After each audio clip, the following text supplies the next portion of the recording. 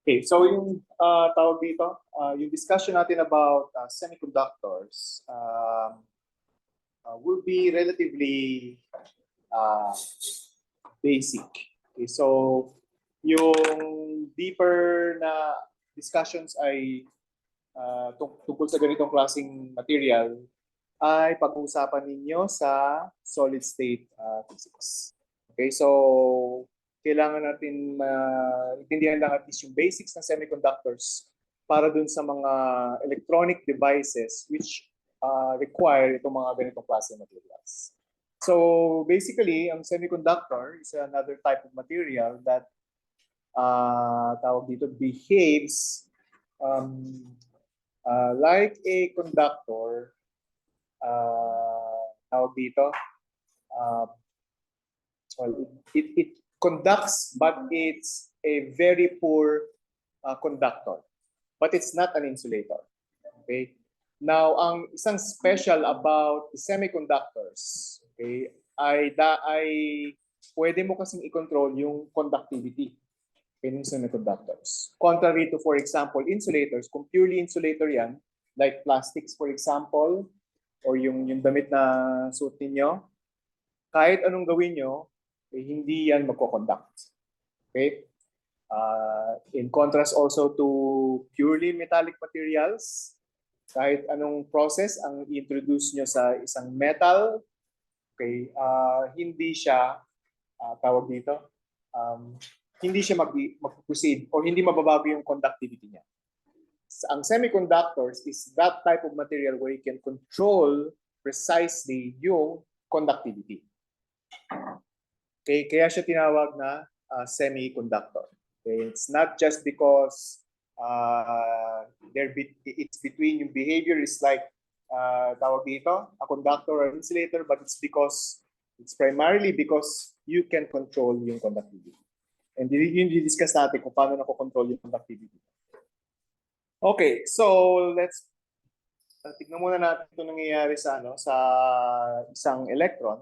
Okay, so alam naman natin yung basic na tawag dito na schematic ng isang atom. Okay, ay meron kang nucleus, protons at saka electrons. Okay, mga electrons ay umiikot around central core at sa central core na yun nandoon yung nucleus at saka yung protons. So you know kung anong klaseng element siya by the number of neutrons at saka protons na present, not by the number of electrons na umiikot sa nucleus. Okay, kasi you can remove electrons and you can add electrons. Okay, pero pwede rin naman kayo magtanggal ng protons, pero it takes a lot of energy kasi nandoon siya sa core. Okay? Ang tawag dito. So, in this example, okay, meron tayong anong klaseng material to? This is iron. So, ilang electrons meron sa iron? So, kung bibilangin natin yung hindi niyo nababasa yung superscripts, no? So, bilangin niyo na lang yung kulay blue na, no? Na anong tawag dito?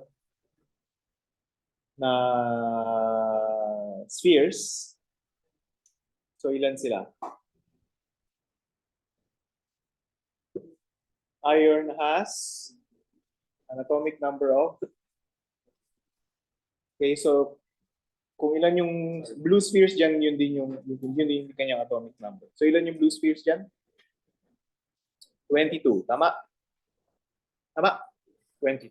Okay. So, meron kang 22 electrons orbiting around the nucleus. And yung arrangement ng ng mga electrons na yan, yung arrangement ng electrons na yan is dictated by quantum mechanics. And it just so happened na nag-quantum mechanics kayo, quantum physics kayo just before this class. Diba? Pero 181 pa lang yun. Hindi pa kayo, darating kayo siguro towards the end of the semester, maintindihan nyo kung bakit merong electronic configuration yung mga electrons from quantum mechanics, from quantum physics. But from chemistry, nag-chem na ba kayo?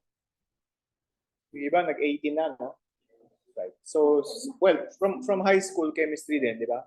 anong tawag dito? Alam niyo na may particular arrangement yung mga atoms na yan. Okay, they are arranged in terms of their shells. Diba? So meron kayong S, P, D, F, diba? And each shell ay merong certain number of electrons, diba? And so on and so forth. So they're arranged in that manner. Now, ang pinaka-importante dito is kung ilan yung electrons na nandoon sa outer shell, outermost shell. Kasi yun yung mga electrons na nakipag-interact with the environment. Sinabi environment, with other atoms, okay, with other electrons specifically.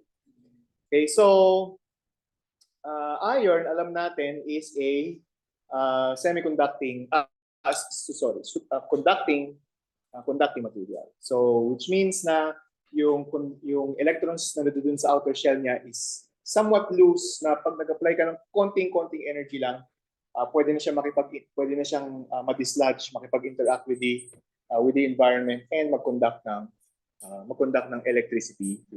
Okay? So,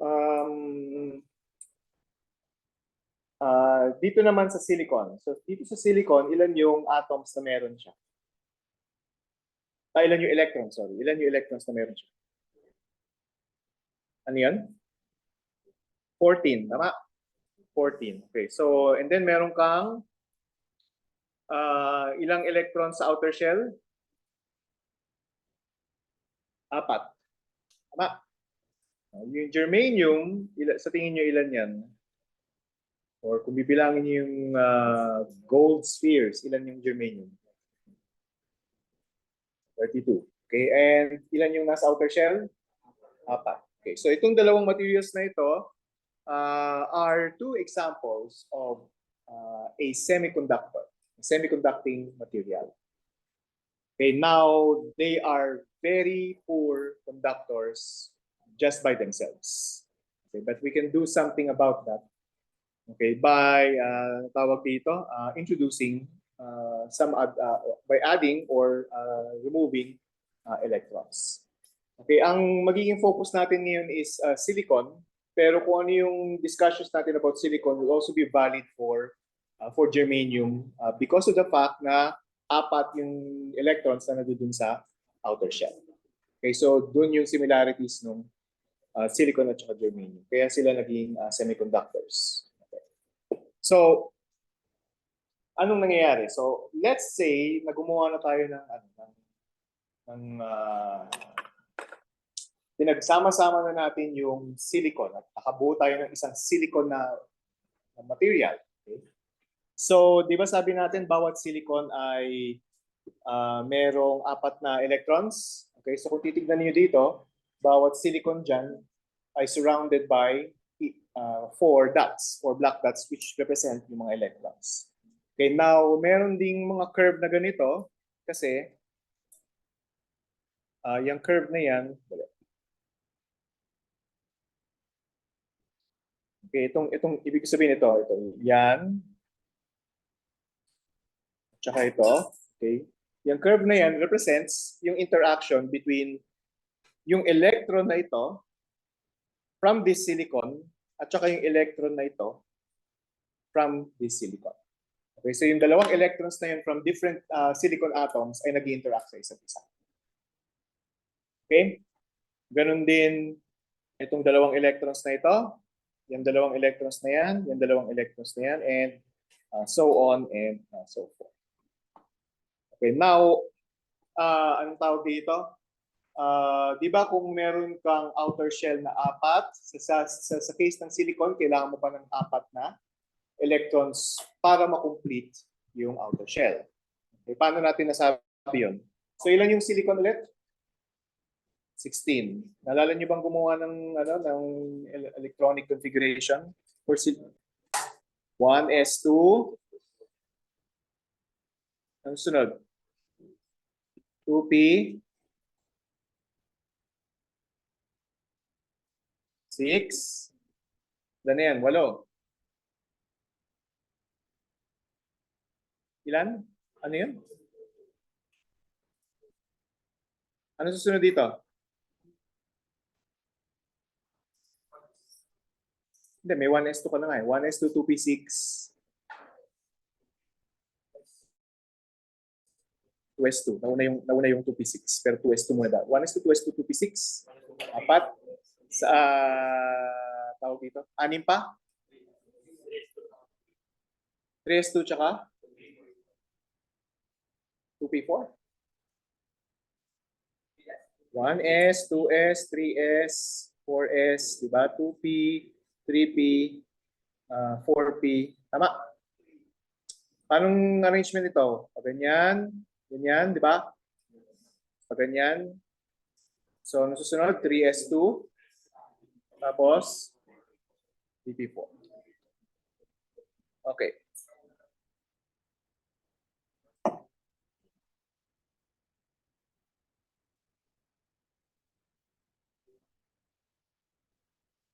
Okay.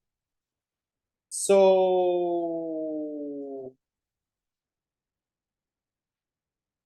sandali ah. Parang may mali. Tama ba to?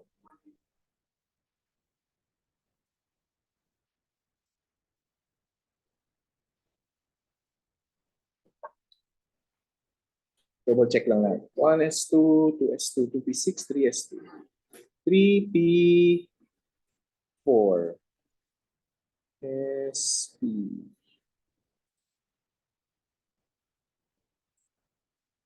EP4.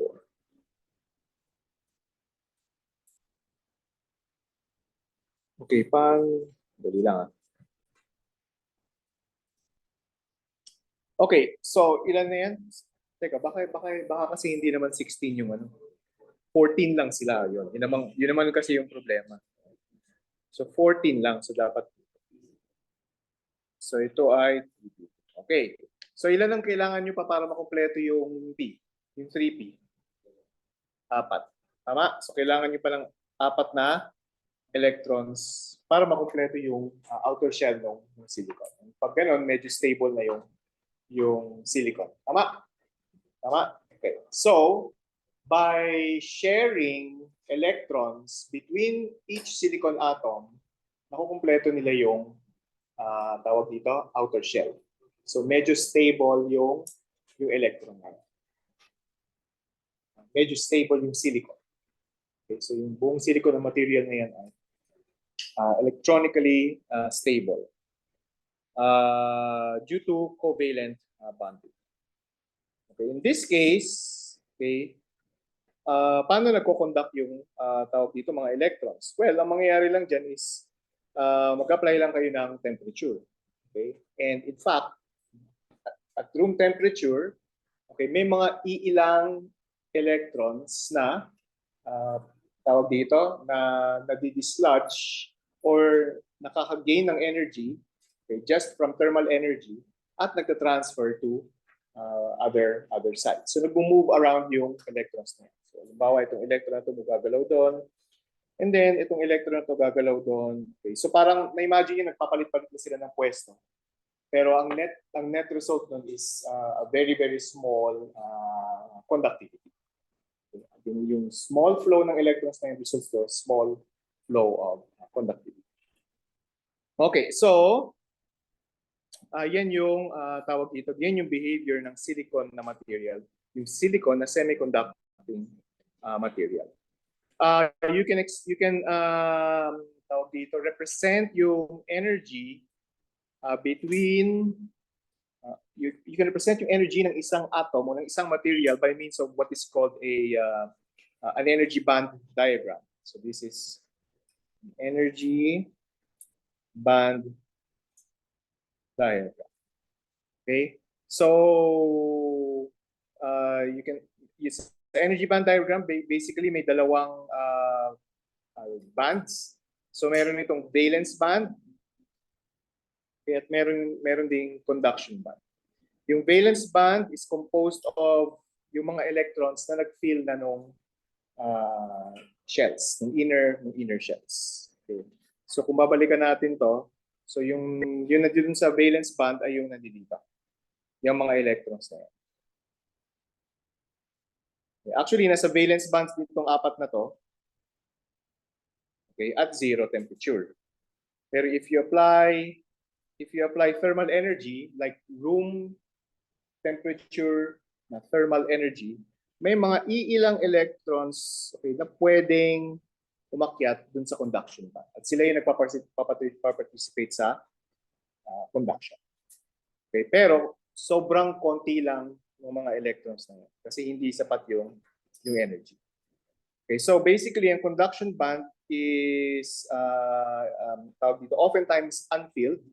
Okay, pero they accept electrons as long as yung mga electrons na yun ay makakuha ng energy from somewhere. Okay, now, there is this region, okay, na kailangan i-overcome ng electron. Ang tawag sa region na yun is a bandgap. So, for different materials, iba-iba yung bandgap. Like tawag dito for insulators, it could be as high as from 3 electron volts. Okay, so, ang tawag dito, from 3 electron volts, pwede niyo na sila i-consider as insulators. Okay, pero ang mga typical na semiconductors ay may bandgap na 1.2, 0.9, 0.6 electron volts, and so on and so forth. Okay, yung metal, on the other hand, nag-overlap yung conduction band at saka valence band. Okay, and dahil nag-overlap yung valence band at saka yung conduction band, yung mga electrons sa valence band, okay, na nasa conduction band din at the same time ay freely moving. Kaya yung mga metals, anong tawag dito, ay mas tawag dito, kaya nila mag-provide ng electrons na nagpa-participate sa conduction.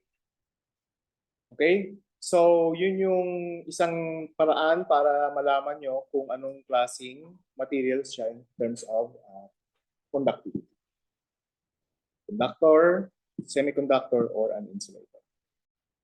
Okay, so ito yung sinasabi ko. So nag-overlap yung conduction band with the valence band pagdating sa metal. Sa semiconductor may small amount of energy, and then sa insulator malaki yung band gap.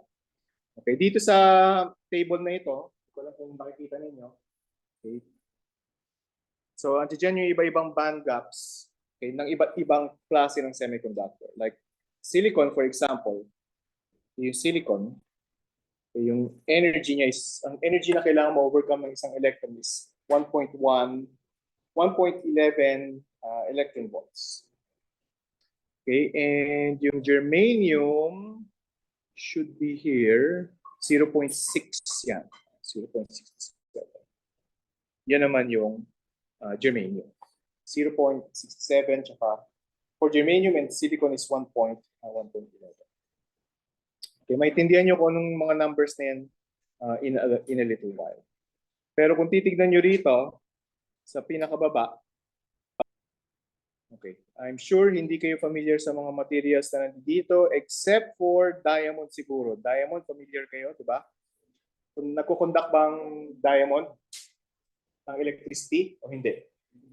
Hindi, di ba? Pag lagyan mo ng cables yung mga yan, wala kayong makukuha ng electricity dyan.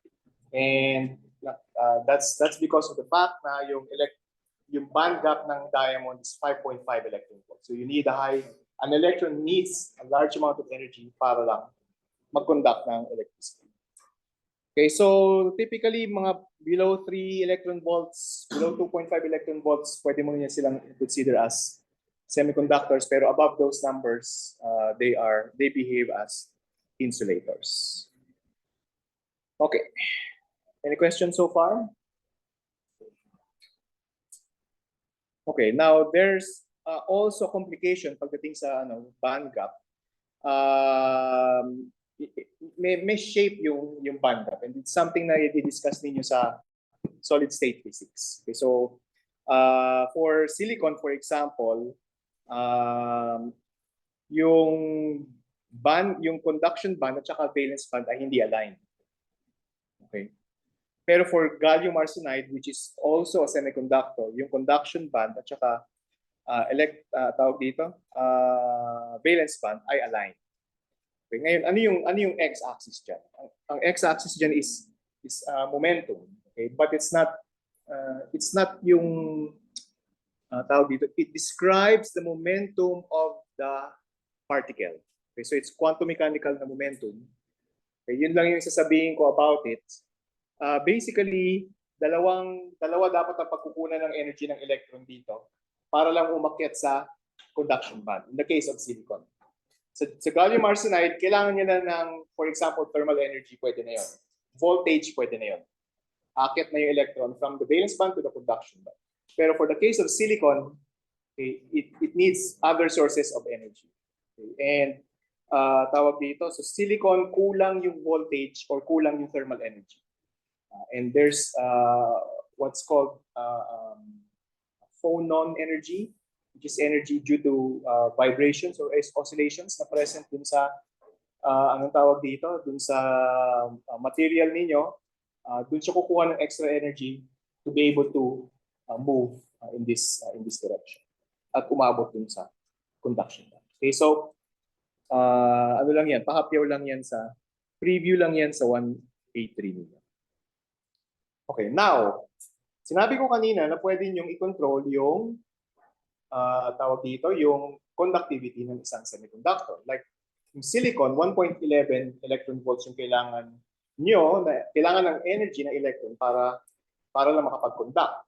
But you can decrease the band gap, okay, by a process called doping. Okay. Pag sinabing doping, okay, mag-i-introduce kayo ng bagong material, impurities dyan sa semiconductor. So yun na doon sa pinakadulo, purely semiconductor yan. Each electron is paired with another electron from a different atom. Okay, now if you replace a silicon atom with something else, okay, that's called doping. Okay? Yung process of doping is a forceful ejection of the silicon atom, okay, para ma-replace siya ng ibang material. Okay? Ngayon, hindi niyo pwedeng i-replace siya ng kung ano-ano lang na elements. Okay? May specific na elements kayo na pwedeng ilagay dyan. So, dun sa periodic table, nasa group 4 element yung silicon. Okay? Sa group 4. So you can only replace silicon with either group 3 elements or group 5 elements. Okay? So, anong tawag dito? Anong mangyayari pag ni-replace nyo siya with a group 5 element? Ano bang ibig sabihin pag group 5 element ka? Hindi, anong implication in terms of, for example, number of electrons? Ilan yung electrons na dito sa outer shell? Ilan? 5. Tama, 5. Diba? So, ibig sabihin, may silicon ka na 4 sa outer shell. Kailangan niya ng 4 para ma-complete siya. Diba? Tapos, anong tawag dito? May pumasok na group 5, may denote na group 5 element na may 5 electrons. Diba? Anong gagawin dun sa extra na electron? Well, since hindi niya kaya makipag-bond, wala nang place for that extra electron na mag-bond, di ba? So ang mangyayari is anong tawag dito, mag-gain siya ng energy just from Pauli exclusion principle. Narinig niyo siguro yun sa chemistry. Parang repulsion lang yan ng mga electrons. Kumbaga wala ka ng space, doon, so may extra kang energy. So yung energy na yun ay tawag dito, dahil sa electrostatic energy, dahil may extra kang energy na pupunta ka sa conduction band. Okay? Okay, just by replacing yung tawag dito yung electron, yung silicon with group 5 element. So kung damihan niyo yung group 5 elements diyan, ibig sabihin marami kayong extra na electrons, diba, na naaakyat sa conduction band easily. Okay? At nandoon sila at nagpa-participate ngayon sila sa conduction. Okay? Okay. So pwede nating makita kung ano yung itsura niyan sa energy band diagram dito sa taas. Okay, so ito yung energy band diagram for silicon dope with group 5 elements. So makikita ninyo na may mga orange na dots dun sa conduction band. Okay, at dahil yan sa yung mga orange na dots na yan represents yung mga electrons na walang ka-pair dun sa valence band. Okay, so yung energy na required para mapunta sila sa valence band is this. Yan lang. Okay, at ito yung energy. Okay. Yan yung energy, yung malaking energy na yan, itong energy na ito, yan ay dahil lang sa repulsion, electrostatic repulsion. So makikita nyo na konting-konti na lang yung energy na kailangan, di ba? Yan, konting-konti na lang yung energy na kailangan ng electrons para po umakyat siya sa conduction band. And that's how you change the conductivity of a semiconductor. So the more group 5 elements you introduce, mas papaliit yung gap na yon. Hindi siya talaga bandgap, ano? Kasi yung bandgap itong buo na to eh. Okay? So ang sinasabi ko is this, palit yan, the more group 5 elements ang introduce na yan. But of course, you cannot introduce tawag dito group 5 elements, okay, in the same number as kung ilan yung silicon na nandun. Diba? Otherwise, mababago yung chemistry. Mababago talaga totally yung behavior. So you only introduce a small amount of these group 5 elements into silicon para baguhin yung conductivity. And responsive naman yung silicon. Konti lang talaga yung ilagay nyo na group 5 elements, mababago na kagad yung conductivity niya by unnoticeable amount. Okay? So that's one type of changing the conductivity. One way of changing the conductivity. So itong mga materials na ito, okay, since they have extra electrons, okay, so yung semiconductor materials that have been doped by group 5 elements are called N-type materials. Since yung nagpa-participate sa conduction ay electrons. They have negative charges, kaya N-type. Again.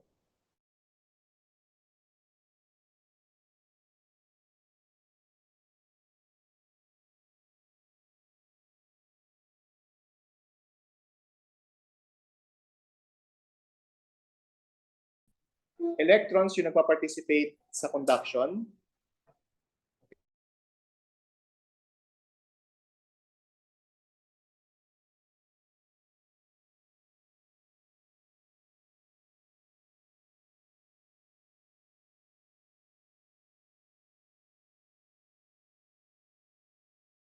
Five elements. Meron ba ako dito?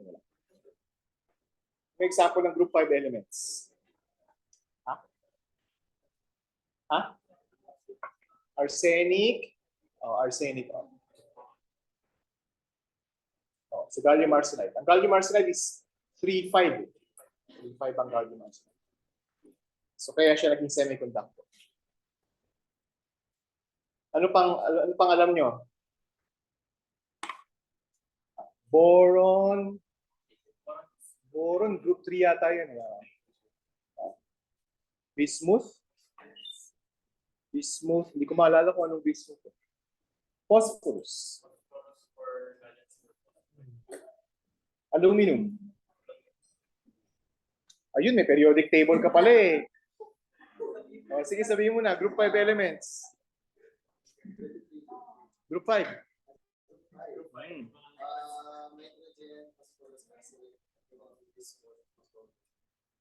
Okay. Nitrogen, phosphorus, arsenic, antimony, bismuth. Radioactive yun. Hindi mo gagamitin yun, siyempre. Okay. Phosphorus yung typical na ginagamit dyan. At saka, well, obviously, nitrogen. Nitrogen, ginagamit nyo pa din. Pero not as much as phosphorus. Pagdating sa silicon. Okay? Yung group 3, para hindi mo na ilabas yung Boron, aluminum, gallium. Indium tsaka?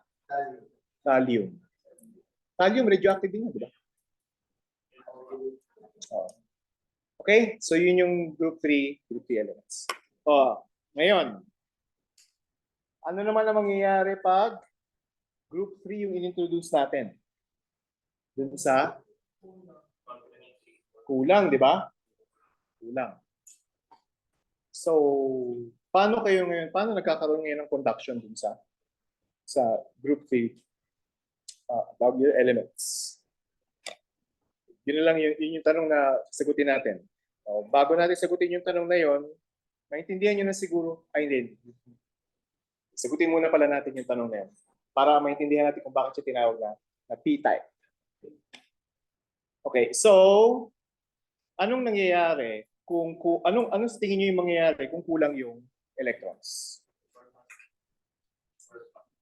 Or pero ano yung nangyayari? So meron ka isang spot na absent yung electron, di ba?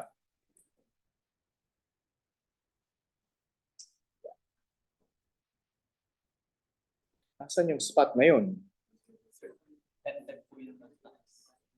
Ha? N-type po yung nasa taas. Oh, kakapaliwanag ko lang na ito yung N-type, yung nandito.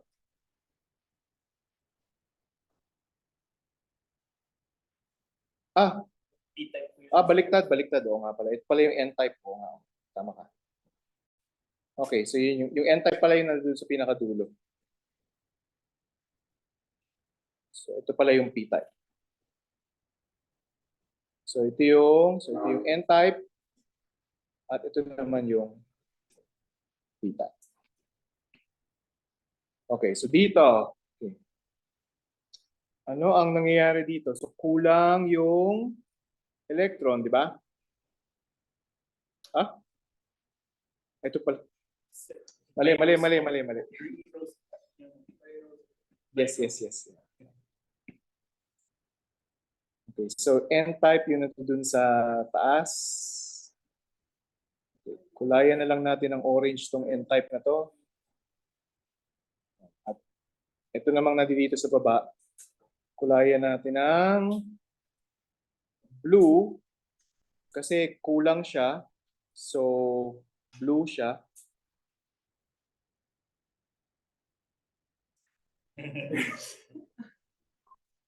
Kailangan kong i-explain bakit blue. Huwag na. Figure out nyo na lang. Okay. Ano nangyayari? Hindi. Hindi lang yun. Ano yung physically na nangyayari? Yes. Dahil kung may kulang sa isang electron o isang atom, may ilipat po yung electrons from other atoms. Okay. So, dilipat po dito. Yeah. Good. Okay, good. So, halimbawa, asan ba dito yung spot na may kulang na electron? Ito. Yan. Nakita nyo ba? Ito. Yan. Kita nyo yung binilugan ko? Yes. Okay. Di ba walang, yung blue na hollow na dot na yan, okay, represents the absence of an electron. Okay? So, ano ang mangyayari dyan? Yung mga electrons na yan, hindi naman yan totally fixed. Diba? Tulad ng sinabi ko kanina, even for silicon, nag-move around yung electrons na yan. Okay? Pero dito, pag nakita ng electron na mayroong vacancy, okay, anong tendency ng electron is to move towards that vacancy. Okay, so mangyayari, let's say for example na itong electron na ito, na dito, ay pumunta dyan sa vacancy na yan. So na-fill na yung position na yan, saan naman yung naging vacant? Yes, kung saan siya nanggaling. So yun yung naging vacant na position. And then makikita yan ng isa pang electron. Okay? So ang nangyayari is, pupunta dyan yung electron na yan. Okay? And then ito naman yung magiging vacant.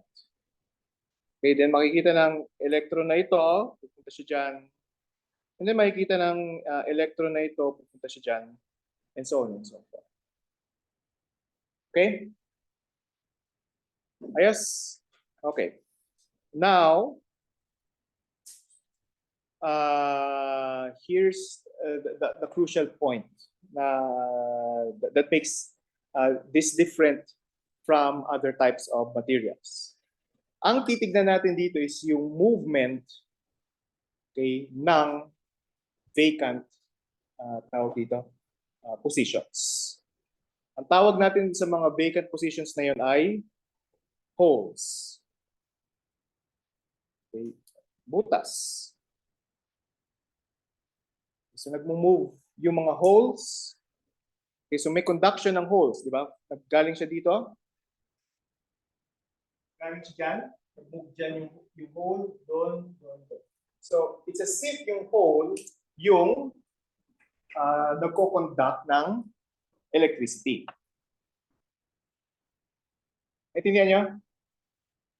Okay. So, ang tawag dito, of course, paano nangyari yon na yung absence of an electron, okay, anong tawag dito? Ang nagre-represent ng conduction ng electricity sa isang material. Eh wala ngang charge doon. Diba? Wala ngang charge. Bakit hindi electron i-consider natin? Okay? Well, it's actually easier, okay, to monitor yung movement ng holes kesa yung mga electrons. Kasi ang nangyayari sa electrons, they just jump from one position to the other. Okay? Yung electron na lumipat dun sa ibang hole is another electron. Diba? Pero yung hole na yun is the same hole na gumagalaw from to different positions. Diba? So yun yung binabantayan nyo, yung movement ng isang hole na yun.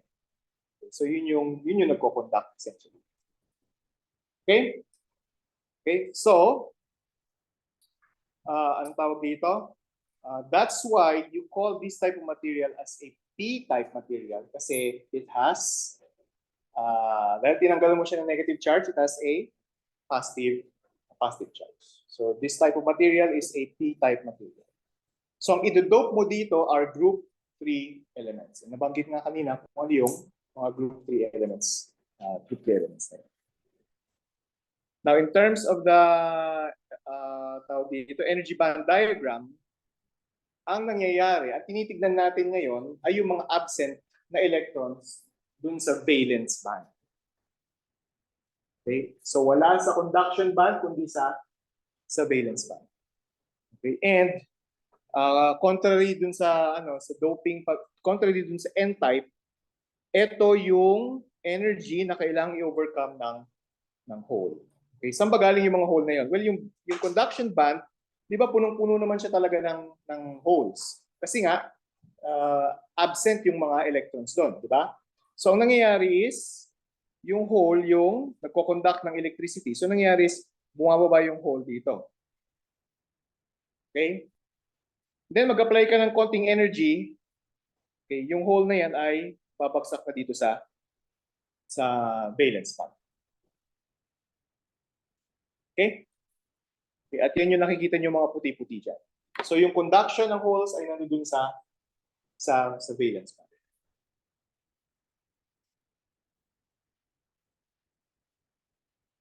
Okay, questions?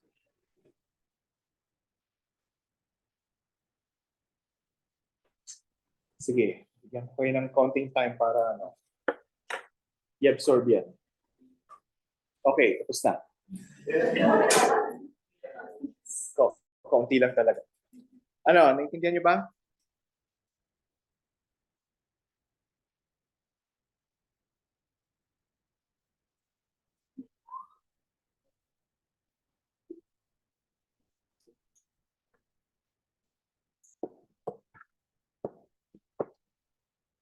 Okay?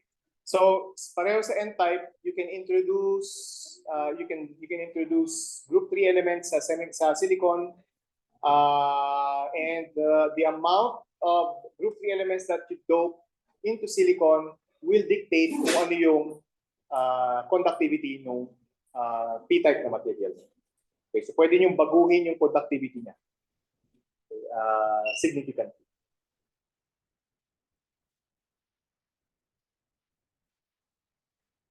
Okay.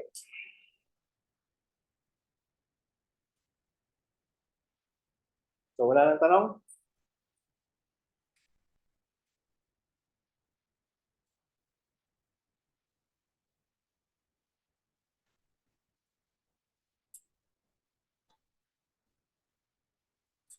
Yes. So basically, N-type,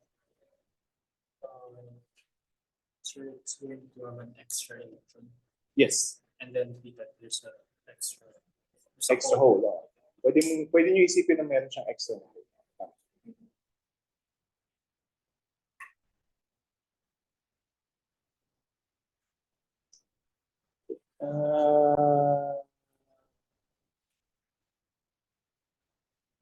So what if saktong apat po ng electrons yung group 4 elements yung nalagay sa cell? Wala. Wala. It's the same as silicon. Diba?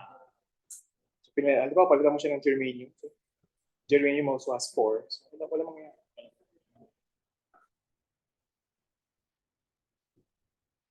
Okay. Okay. So, tulad ng sinabi ko kanina, it's the same for germanium. You can also dope germanium in order to change its conductivity. In order to change it to an N-type or a P-type semiconductor. Now, there are other types of semiconductors na kung saan hindi nyo na kailangan ng, well, essentially yung process ng doping ginagamit nyo pa rin, pero hindi kayo nag-start from group 4. Ang ginagawa ninyo is, kinocombine ninyo yung group 3 at saka group 5. Yes. Okay, so like gallium arsenide, nakita nyo kanina, indium arsenide, indium antimonide, yung mga ganun. Okay? And then, pwede nyong pa-complicatein pa yan. Okay? Pag 2 elements, ang tawag sa kanya ay binary compounds. Pag 3 elements na yan na semiconductors, tertiary, and so on and so forth. Pag 4, quaternary.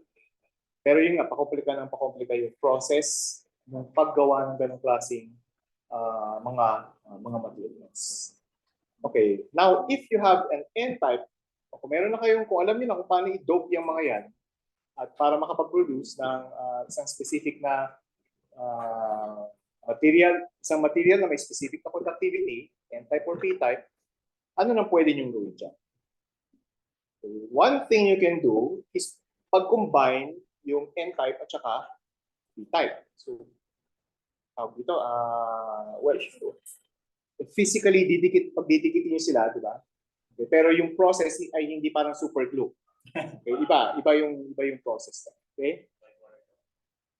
Yes. So, pag pinagdikit nyo sila, okay, dito sa figure na ito, meron kayong P-type or P-dope nakalagay, no? It's also P-type. And then dito naman sa pangalawa, dito naman sa kabila ay N-dope or N-type. Okay, so anong mangyayari sa kanila? Initially, syempre yung mga okay, by the way, pag N-type na material, ang nagdadala ng current ay electrons. Okay, so ang tawag doon, ang term doon is majority carrier. Okay, so ang electrons, yung majority carriers for the N-type material. Sa P-type, ang majority carriers ay holes. Okay? Okay, so initially, at time t equals 0, sabihin na natin, pag pinagsama nyo yung N-dope at P-dope, randomly arrange pa yung mga majority carriers dun sa kanya-kanyang type ng semiconductors. But, dahil meron kang majority carrier dito na electrons, and okay, dito, electrons, at dito ang majority carriers nyo ang ay hole, ano ang may imagine nyo na mangyayari sa mga yan? Ha? Hindi naman necessarily mapi-feel kasi may physical barrier pa rin dito eh. Well, sinasabi ko na physical barrier, but anyway, it's actually an electrostatic barrier. Okay? So, ano sa tingin nyo mangyayari? Mafe-feel ba nung N-type yung presence nung P-type and vice versa? Yes, di ba? Kasi, teka lang, may parang mayroong mga positive charges somewhere. Di ba? Ganun yung may margin niya na mararamdaman ng N-type. So, ma-attract ngayon yung majority carriers dun sa anong tawag dito, dun sa kabilang side kung nasan yung tawag dito, P-type. Okay. Ma-attract yung majority carriers sa N-type dun sa majority carriers ng P-type. Okay. Pero,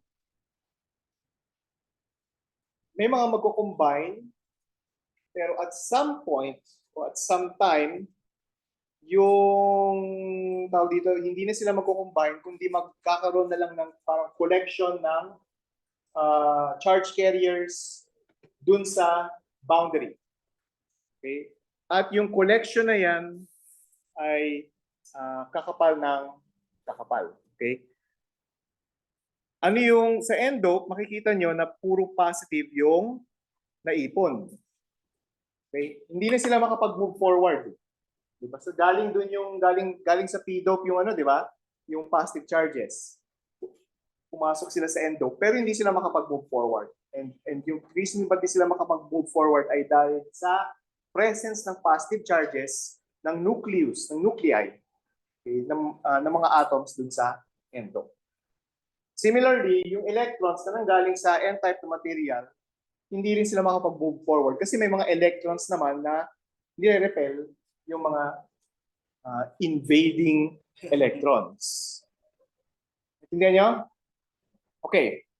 So, ang mangyayari dyan is darating sila sa point na kung saan magpo-form sila ng ganitong klaseng region. Okay, so 183, tatawagin nyo yan na space charge region dito sa electronics physics. Ayan, space charge region na nakalagay dyan. Dito sa electronic physics, ang tawag natin dyan ay depletion region or depletion layer. Okay? For reasons na magiging obvious later. Depletion.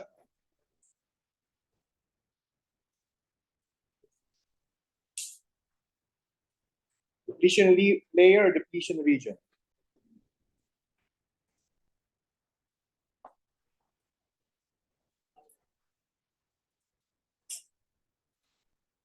Okay?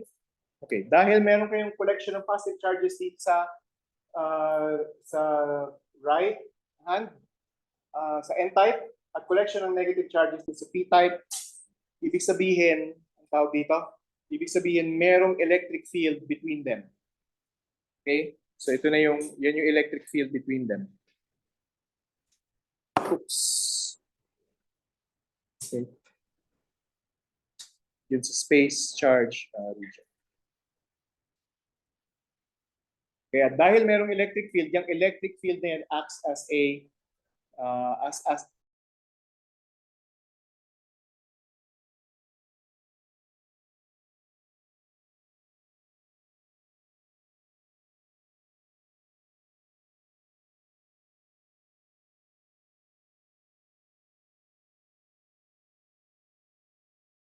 dyan sa depletion region na yan. Okay? At saan nyo kukunin yung energy na yun? Kunin nyo yun from a battery. Okay? So, lagay kayo ng battery, introduce kayo ng electrostatic potential para ma-overcome nyo yung barrier na yun. Yung electrostatic barrier. Okay? So, ganun yung mangyayari. So, tignan natin ngayon yung effect ng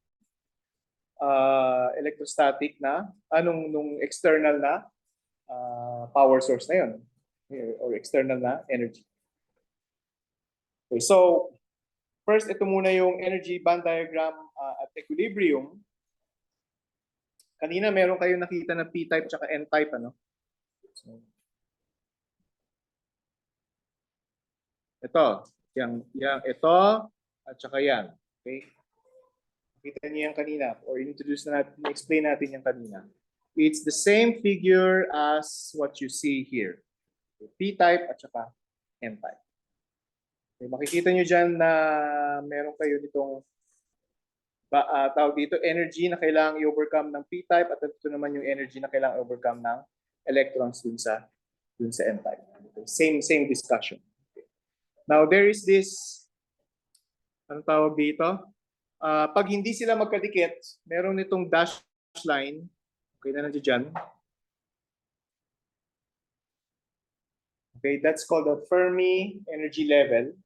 Okay, and that's just the energy level, okay, that describes tawag dito, yung energy na kung saan pag anything below that yung nandoon sa conduction band, anything above that ay nandoon sa valence band. But because we dope the material, okay, at pag pinagdikit na natin tong dalawa na to, dapat itong dash line na ito at saka itong dash line na ito ay mag-align. Okay, kasi sila na yung magsuserve as the Fermi energy level. Paano sila mag-align ngayon? Well, ang tawag dito, so imagine niyo no, paano yung orientation sa inyo. Pag ganyan, di ba? So imagine niyo kailangan sila mag-align na pag ganyan. Okay?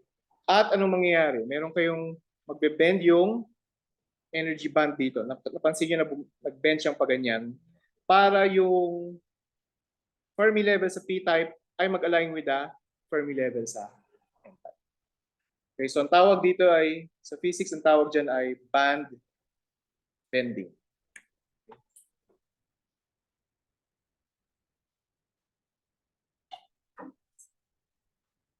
Okay, now, itong pula na to, okay, ay kailangan ng energy para makaakyat, makapunta dito sa P-type.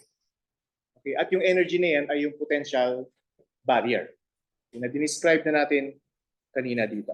Okay? So may electric field ka, electrostatic potential energy, yan yung kailangang energy ng electron, okay, para makamove dun sa kabilang region. In the same way, meron kang hole dito. Okay? Kailangan ng hole ng energy, okay, para makamove siya sa N-type na region. So that's at equilibrium. Walang external na voltage. Okay. Now, mag-apply tayo ng external na voltage. So dito sa circuit na ito, meron kayong voltage source. And then syempre maglalagay lang tayo ng resistor dyan to control the current. Okay, so this figure sa taas is yung case na kung saan in equilibrium, zero yung voltage. And itong figure na ito na nandito sa baba ay kung saan in-apply nyo na yung voltage. So yung voltage na ito,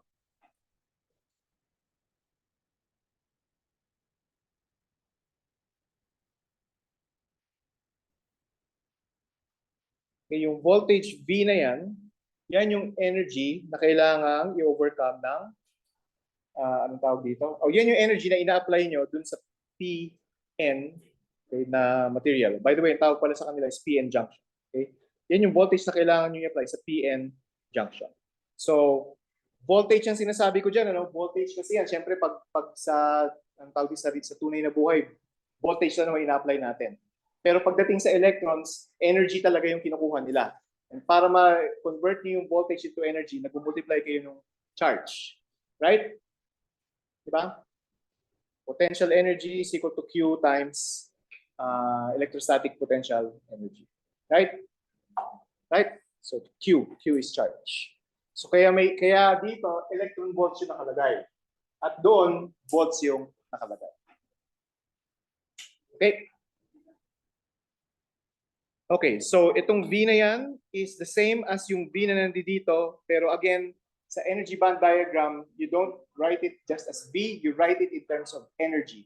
So you write it in terms of electron volts. Pag positive yung bias, anong positive na bias dito?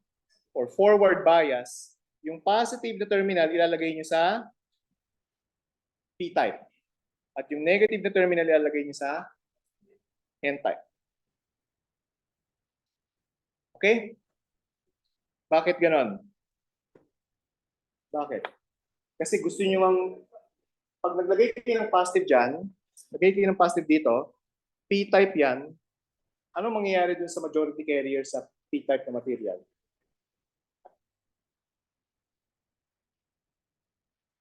Ano mangyayari?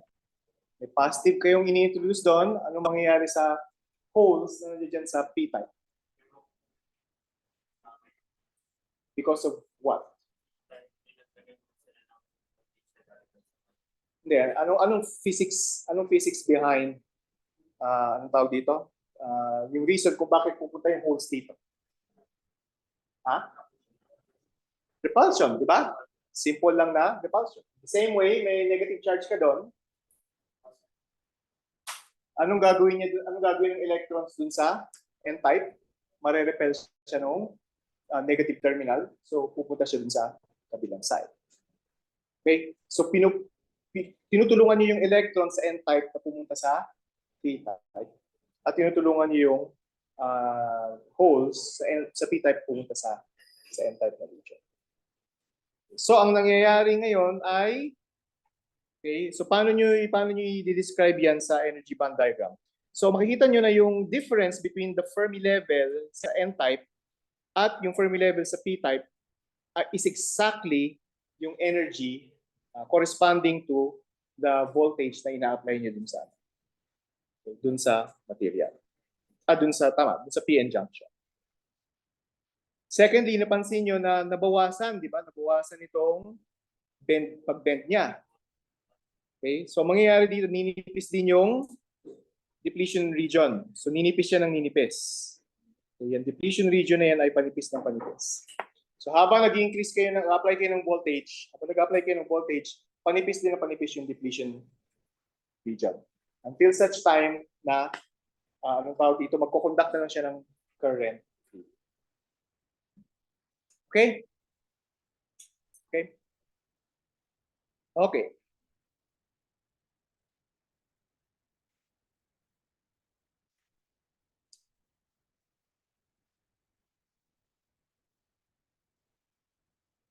So, pag nag-drawing tayo ng tinatawag na current voltage diagram or IV characteristics, okay, ng PN junction, anong nangyayari sa kanya? Kailangan nyo mag-apply ng energy, di ba? Para magkaroon ng electricity. Okay, pero dito, pag mababa yung voltage, ang tawag dito, konti pa lang yung electron na makakaakyat papunta or makaka-cross papunta sa P-type. Okay? Pero habang nag-apply ng voltage, dumadami yung electrons na yun. Until such time na pag enough na yung voltage na yun, flat na, di ba? Flat na ito.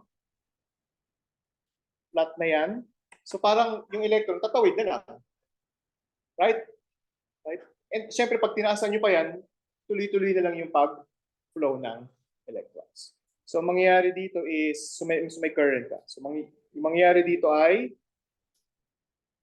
sa simula, pag walang voltage, so walang current, habang nag-apply kayo ng voltage, nagkakaroon ng current, pero unti-unti lang until such time na wala nang band bending, okay, magkakaroon ka na ng current, iangat mo pa ng konti yung voltage, tuloy-tuloy na ngayon yung pag-angat ng current. Kaya dyan, makikita nyo, biglang akit yung current as soon as ma-overcome niya yung barrier na yan. Okay? Okay? So, yan yung isang paraan para i-describe yung tawag dito, itong energy band diagram. Okay? So, the energy band diagram can be translated or can be interpreted through this current voltage characteristics. Okay, so ibig sabihin merong minimum voltage at which tawag dito na kailangan i-overcome. Okay,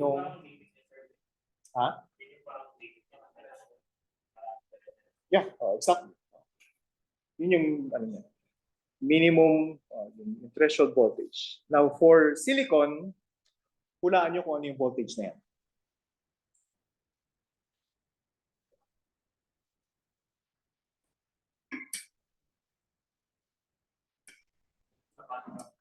Ha?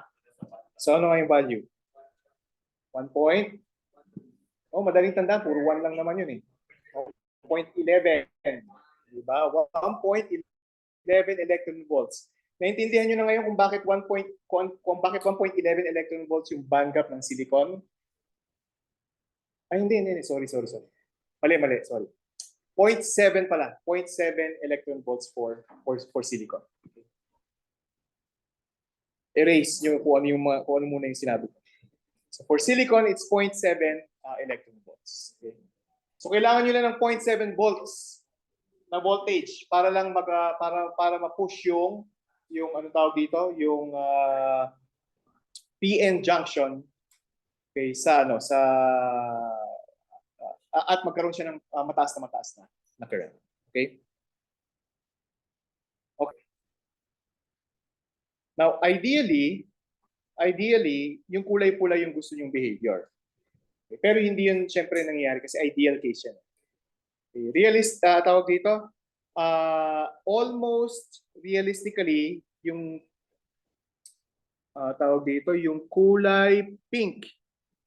Yung kulay pink, itong kulay pink na dash line na biglang akyat, yan yung gusto nyo ring achieve. Okay? Naintindihan nyo, kailangan nyo i-overcome by 0.7 volts. Okay? 0.7 electron volts yung yung kailangan nyo mag-introduce ng 0.7 electron volts. No? So pagkatapos ng 0.7 electron volts, ideally, bigla siya mag-shoot up. Pero, hindi naman ito ideal. Okay? At ang mangyayari is magkakaroon ka ng konting slope dito. Okay, dyan sa current voltage characteristics. Okay, nung PN junction. Sa tingin nyo, saan galing yung slope na yan? Sa resistance, exactly. Diba? Ang ratio ng voltage to current is resistance. So the slope of the current voltage characteristic is inverse resistance. Tama? The higher the slope, the lower the resistance. Okay? Kung itindihan nyo naman yun, pag mataas yung slope, ang daming current, ito mababa yung resistance. Pero kung yung slope ay nandito, okay, mababa yung slope, ibig sabihin, mataas na mataas yung resistance. Okay? So, yan yung non-ideal na case. Now, yung PN junction na yan, okay, yung device na kung saan ito yung ginagamit na principle na pinagdidikit yung PN junction ay tinatawag natin na diode. And that's your first, ano tawag dito? Circuit element. Okay, na matututunan dito sa Physics 170. Okay, so that's called a diode. Now, a diode is represented by this symbol. Okay, may triangle, okay, followed by a line. Okay, yung forward bias niya ay kung saan nandoon yung linya.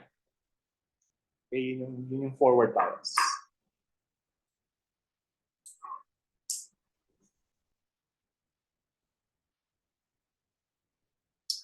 Okay?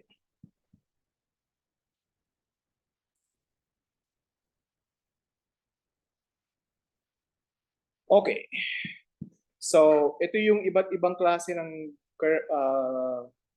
IV characteristics, current voltage characteristics ng iba't ibang materials. For silicon,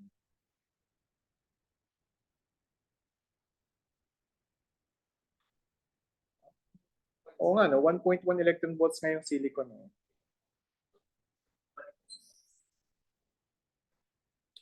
Ano nangyari yun? Okay, anyway, for silicon, 1.1 electron volts. For germanium is 0.7 electron volts. Then gallium arsenide, gallium arsenic phosphide, gallium indium nitride. So yun yung mga current voltage characteristics. Yun yung mga bandgap.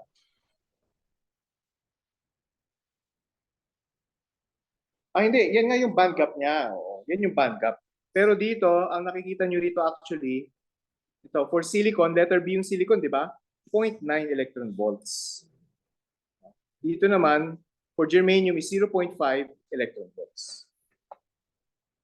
Okay? So yun nandito is bandgap.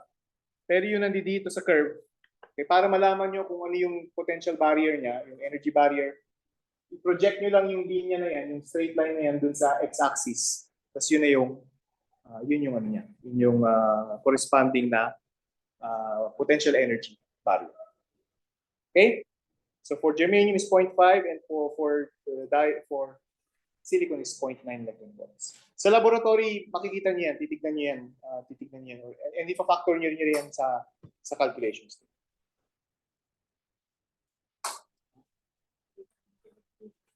Okay. Although dito nakalagay 0.9 electron volts, ang tawag dito, sa calculations, ang accepted value is 0.7 electron volts. In practical use, it's also 0.7. So nandoon yan sa tinatawag na data sheet. A data sheet is a tawag dito, piece of paper na nagde-describe ng characteristics ng ang tawag dito ng ano na yun, ng circuit element na yun. Okay, so ang circuit element na pinag-usapan natin dito is a diode. So yung diode has a data sheet.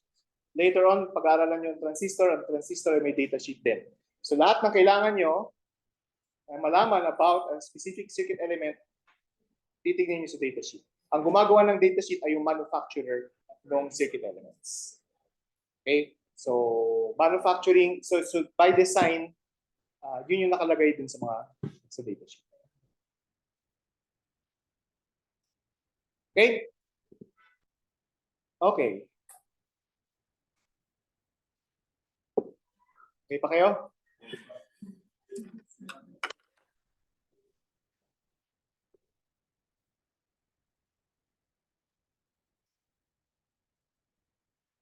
Lapit na, oh. Slide, oh. Dalawa na lang. Eh, yung huli pa dyan, ano, references. References nga ba? Lagay ba akong references dito? So, reverse bias naman. Nakikita nyo na kung paano in-arrange yung voltage source, di ba?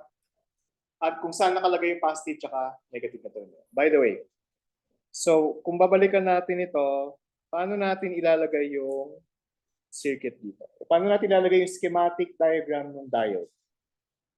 Sa tingin ninyo. So, pag ganito ba? So yan, letter A or letter B? A. Okay? Kasi, di ba, forward bias. And kung titignan nyo dito, andun yung negative, okay, at nandyan yung positive. Okay? So, negative dito, positive dyan. Okay? Okay? So, sa reverse bias, paano natin ilalagay yung diode dito?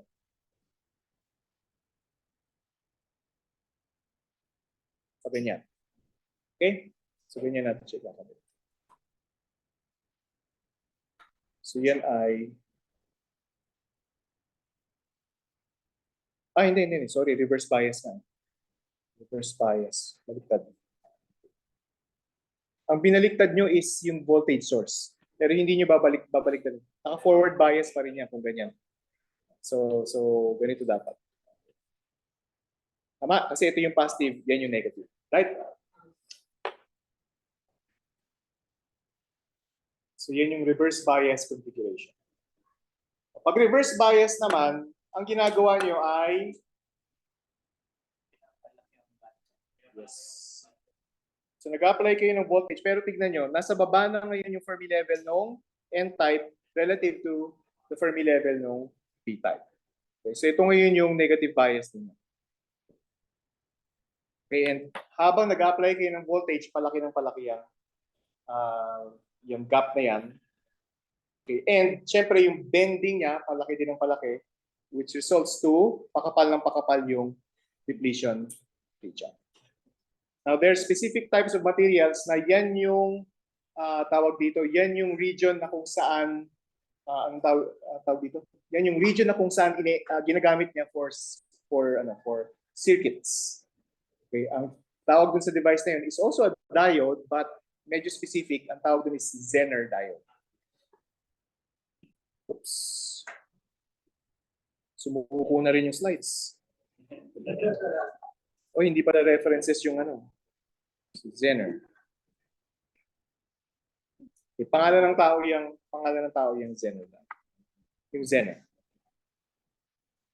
Okay, so opposite yung nangyayari. Pakapal yung diffusion region, so palaki ng palaki yung barrier.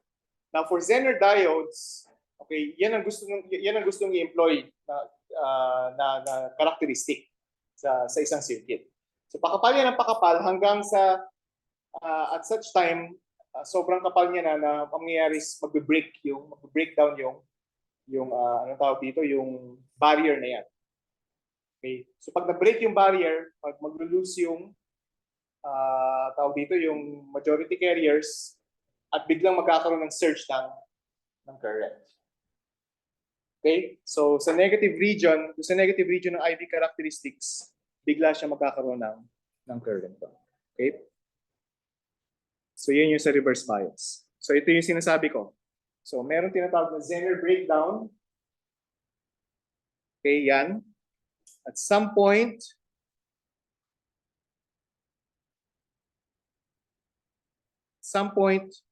okay, tawag dito, mawawala yung barrier pag bigla ka na lang magkakaroon ng current. So meron ding specific na applications dyan. Siguro kayo, naabot nyo na yung Zener breakdown ninyo, no? Zener breakdown voltage. Okay. Finally, so mga ibang tawag dito, schematic symbols ng iba't ibang klase na diodes. So yung typical is this diode. Okay? Ganyan din yung itsura niya kung paano yung nakikita sa drawing. Ganyan din yung itsura niya. Merong itim siya colored siya na itim and then may puti siya na band. Okay, sa isang side. Kung nasan yung puting band, nandoon yung positive na terminal. Okay? Okay? Para alam nyo kung paano magkabit. Nababalitaan ko kung ano nangyayari sa laboratory eh. So, okay. Now for Zener diodes, ito yung symbol. Okay, ito yung symbol for Zener diodes. Yan. And then meron din tinatawag na Schottky, may tunnel. Now, ang isang interesting sa inyo siguro is yung LED. Light emitting diode. Okay, now, hindi ito silicon-based. Okay, it's a binary compound. Binary compound ito. Pag nag-apply kayo ng energy, okay, anong tawag dito? Ang mangyayari dito is aakyat pa rin yung electrons from the valence band to the conduction band, pero unstable kasi yung electrons doon. So gusto niyang, ang tendency niya is bumaba. Pagbaba niya, mag-emit siya ng light. Okay? Pero sobrang specific lang nung voltage. Okay, na kailangan yung i-push yung electrons para mag-emit ng light. So, iba-iba yung voltage na kailangan for different types of colors. Okay? So, ito yung schematic symbol ng LED. Okay, and then, meron ding photodiode. Ang photodiode naman, okay, is nag-absorb siya ng light para mag-transmit ng current. Baliktad naman ito. Okay. Dito sa LED, lagay kayo ng voltage, ilaw. Okay. So, sa photodiode, apply kayo ng ilaw, saka siya magko-conduct ng electricity. Okay, yun yung difference yan. Then meron din tinatawag na varactor or variable capacitor, which also acts as also behaves as a diode.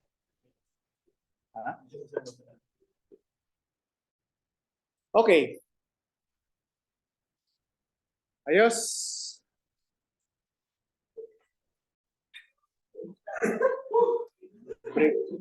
Breakdown na.